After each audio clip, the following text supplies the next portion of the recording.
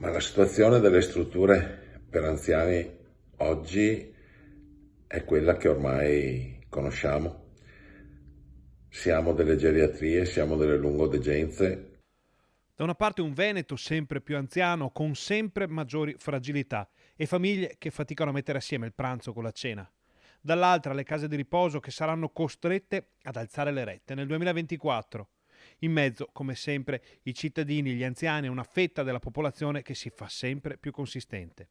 E questo è il dramma che avanza molto rapidamente e del quale si è parlato a Venezia davanti ai consiglieri regionali della Commissione Sanità per l'analisi del bilancio di previsione, alla presenza dell'assessore regionale Manuela Lanzarin, e c'era anche chi ha messo sul piatto tutte le criticità del momento e del futuro. Oggi è una tempesta perfetta.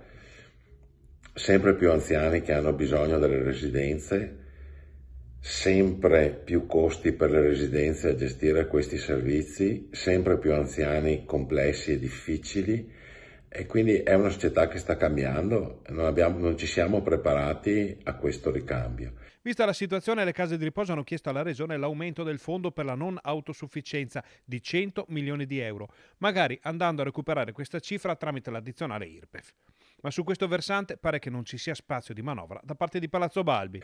Per quello, nel momento in cui abbiamo capito che non c'era disponibilità nel chiedere sussidiariamente ai veneti di aiutare il mondo degli anziani, il mondo dei disabili, tutti i mondi in difficoltà, quello che chiamiamo normalmente il mondo sociosanitario, abbiamo alzato un po' i toni rispetto alla scelta di non fare l'addizionale dell'IRPEF, ma sta nel gioco delle parti. La prospettiva per i prossimi anni?